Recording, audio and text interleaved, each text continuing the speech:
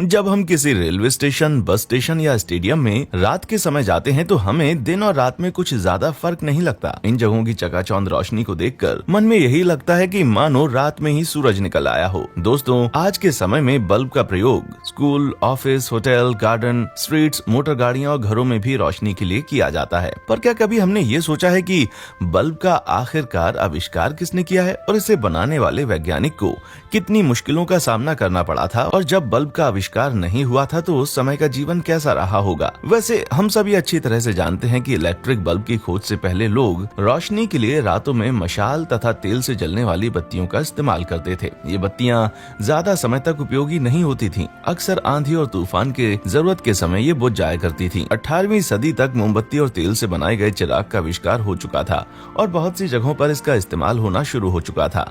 दोस्तों, हम अपनी आने वाली किसी और वीडियो के जरिए भी ये बताएंगे कि तेल से जलने वाला चिराग यानी लालटेन का आविष्कार कैसे हुआ था, इसको बनाने का दिलचस्प इतिहास कैसा था और इसे बनाने में कितना वक्त लगा और मुश्किलें आईं। अगर आप ऐसी ही मजेदार और ऐतिहासिक खोज पर वीडियो देखना चाहते हैं तो इस चैनल को जरूर सब्सक्राइब करें और कमेंट में बताएं कि आप किस तरह के इन्वेंशंस पर वीडियो देखना चाहते हैं। मोमबत्ती और चिराग के आविष्कार के बाद करीब 19वीं सदी के शुरू में गैस से बनाए गए लैंप्स का प्रयोग किया जाने लगा था, पर ये भी बहुत ही उपयोगी साबित नहीं हुए थे। लेकिन बल्ब की खोज ने इन सारी परेशानियों को एक और करके मानव जीवन को रात में होने वाले भयानक अंधेरे से निकालकर हमेशा के लिए रोशनी की तरफ मोड़ दिया। परंतु क्या आपको मालूम है कि अंधेरों को दूर करने वाले इस महत्वपूर्ण उपकरण यानी कि बल्ब का आविष्कार किसने किया था? अगर नहीं तो बता देते हैं। सन 1847 में जन्मे अमेरिकी वैज्ञानिक थॉमस एल्वा एडिसन को आधिकारिक तौर पर बल्ब का आविष्कारक माना जाता है। बहुत सारे लोग यही मानते हैं कि बल्ब का आविष्कार थॉमस एडिसन ने किया है। बेशक थॉमस एडिसन ने बल्ब का आविष्कार किया है, लेकिन जैसा कि मैं अपनी हर वीडियो में बताता आया हूँ कि किसी भी महान आविष्कार में किसी एक व्यक्ति का योगदान बताना शायद गलत होगा, क्योंकि किसी भी महान खोज के पीछे कई वैज्ञानिकों और इंजीनियर्स की सालों की मेहनत होती है। ठीक उसी तरह बल्ब के आविष्कार में थॉमस एडिसन से पहले भी कई वैज्ञानिकों ने इस आविष्कार के लिए मेहनत की थी, जिसमें से कुछ को तो सफलता मिली पर कुछ को असफलता ही मिली। उनका आविष्कार जनता के लिए उपयोगी साबित न हो सका और उन सब के पहले किए गए बल्ब के आविष्कार को देखकर ही एडिसन ने मॉडर्न बल्ब का आविष्कार किया था। तो चलिए इस वीडियो के जरिए हम जानने की कोशिश करते हैं कि किन वैज्ञानिकों ने और इंजीनियर्स ने बल्ब के आविष्कार में अपना प्रमुख योगदान दिया था।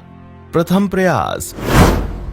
सन 1745 में जन्मे अलेक्जेंड्रा वोल्टा ने पहली बार जिंक और कॉपर का इस्तेमाल करके इलेक्ट्रिक बैटरी वोल्टेक पाइल को बनाया था, जो कि दुनिया की पहली इलेक्ट्रोकेमिकल सेल थी, जिसके दोनों तरफ एक कॉपर वायर से कनेक्ट किया गया था। ये कंटिन्यू इलेक्ट्रिक करंट का सबसे पहला नमूना था। अपने इस आविष्कार के बाद अलेक्जेंड्रो वोल्टा ने पहली बार एक हाइड्रोजन लैंप बनाया, जिसके कांच के अंदर हाइड्रोजन गैस भरी होती थी, जो कि किसी प्रकार के दबाव से नोजल से बाहर निकलती थी और फिर इलेक्ट्रोफोर्स का यूज करके चिंगारी पैदा करती, जो कि गैस को जला देती थी और गैस के जलते ही एक किस्म का उजाला यानी कि प्रकाश होता था। पर यह तरीका कुछ कारगर साबित नहीं हुआ, इसलिए इन्हें इस आविष्कार के लिए कोई पेटेंट नहीं मिल सका और इसके हाइड्रोजन लैंप को पब्लिक के प्रयोग के लिए कभी बनाया ही नहीं गया।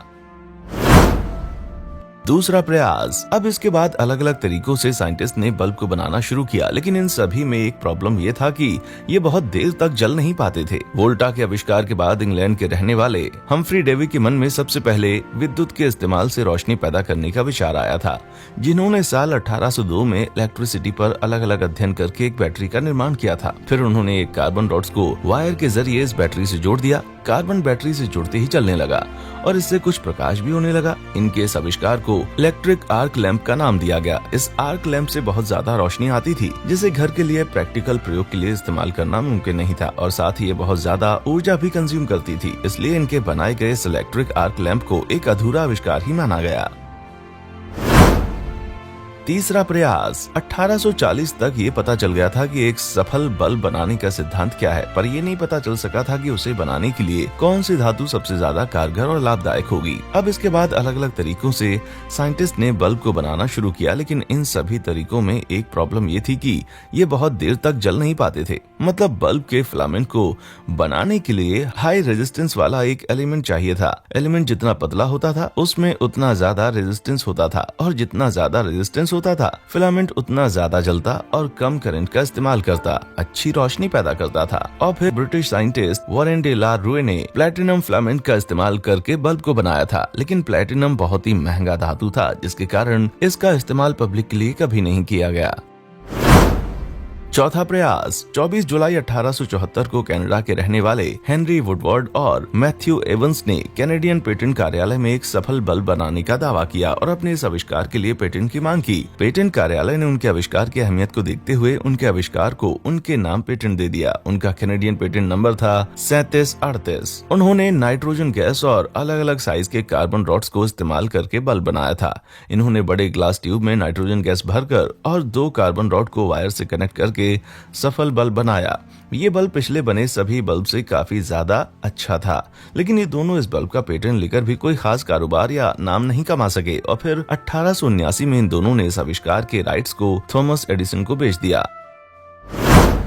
पांचवा प्रयास, बल्ब को बनाने के लिए अगला प्रयास जो किया गया वो था कार्बन फिलामेंट और वैक्यूम की दिशा में, और ये प्रयास किया गया था इंग्लैंड के रहने वाले जोसेफ स्वान द्वारा। जोसेफ स्वान 1850 से ही बल्ब बनाने में अपना पूरा योगदान देने लगे थे, लेकिन उनका यह एक्सपेरिमेंट वैक्यूम पर आधारित था और सन 1850 में अच्छे पंप की कमी और बिजली की अच्छी सप्लाई न होने के कारण उनका ये प्रयोग उतना सफल नहीं हुआ जितना होना चाहिए था। मगर 1870 के बाद से अच्छे पंप्स मिलने लगे थे, जिसके बाद स्वान एक बार फिर अपने एक्सपेरिमेंट्स की तरफ लौट आए और अपने प्रयोग को पूरा करने के लिए उन्होंने चार्ल्स स्टीन की मदद ली, जो कि वैक्यूम पंप्स के अच्छे जानकार थे, और उनकी सहायता से आविष्कार में उन्हें सहायता मिली। सन 1880 में स्वान ने कॉटन के धागे का इस्तेमाल करके बल्ब बनाया, जिसमें उन्हें सफलता भी मिली और उन्हें उसका पेटेंट भी मिल गया। कई इतिहासकारों के मुताबिक जोसेफ स्वान ही दुनिया के वो पहले व्यक्ति थे जिनके घर में बल्ब द्वारा रोशनी पहुंची थी, और हाइड्रो इलेक्ट्रिसिटी भी सबसे पहले स्वान के घर ही पहुंची थी, और इस प्रकार से बिजली और बल्ब दोनों दुनिया में सबसे पहले जोसेफ स्वान के घर ही पहुंचे थे। छठा प्रयास, जब बल्ब के आविष्कारक का नाम लिया जाता है तो उसमें सबसे पहला नाम आता है थॉमस अल्वा एडिसन का। 11 फरवरी 1847 को अमेरिका में जन्मे थॉमस एडिसन को ही बल्ब का असली आविष्कारक माना जाता है, क्योंकि लाइट बल्ब बनाए तो बहुत लोगों ने थे, लेकिन एडिसन वो पहले व्यक्ति थे जिन्होंने बल्ब के सही आविष्कार में अपना योगदान दिया था, और साथ ही उन्होंने उस बल्ब में समय समय पर कई सुधार भी किए थे। वो ही एकमात्र वैज्ञानिक थे जिन्होंने पहला कमर्शियली प्रैक्टिकल बल्ब तैयार किया था। वहीं बाकी के पहले बनाए गए बल्ब के डिजाइन में कुछ न कुछ गलतियां थीं, जिससे वो कभी सफल नहीं हो सके थे। एडिसन और उनकी टीम 1878 से 1880 के बीच 3000 से भी ज्यादा बल्ब डिजाइन्स बनाकर टेस्ट कर चुकी थी, क्योंकि वो बल्ब बहुत देर तक ऑन रखने के लिए हाई रेजिस्टेंस मटेरियल खोजना चाहते थे। इसलिए एडिसन अलग अलग मटेरियल्स का इस्तेमाल किया करते थे। कुछ महीनों के बाद 1879 में कार्बोनाइज्ड बम्बू फिलामेंट का इस्तेमाल करके उन्होंने बल्ब का आविष्कार किया, जो कि लंबे समय तक ज्यादा रोशनी देने में सफल हुआ, और इसी साल एडिसन को अपने इस आविष्कार का पेटेंट भी मिल गया। एक समय में एडिसन ने स्वान के खिलाफ मुकदमा चलाया कि स्वान ने एडिसन का रिसर्च और आइडिया चुराया है। इसके जवाब में स्वान ने अपना पूरा रिसर्च खुद प्रैक्टिकली साबित कर दिया, और इसके बाद जोसेफ स्वान और थॉमस एडिसन दोनों ने मिलकर काम करने की योजना बनाई, और फिर दोनों ने मिलकर एक कंपनी की शुरुआत की जिसका नाम Edison and Swan electric light company रखा गया। और हम आपको बता दें, आज के समय में इलेक्ट्रिक बल्ब में जो फिलामेंट प्रयोग किया जाता है वो टंगस्टन का बना होता है, जो कि सन 1904 से हंगरी में प्रयोग होना शुरू किया गया था। तो दोस्तों, आज के लिए बस इतना ही। आप हमारे चैनल पर यूं ही बने रहें। देखने के लिए शुक्रिया।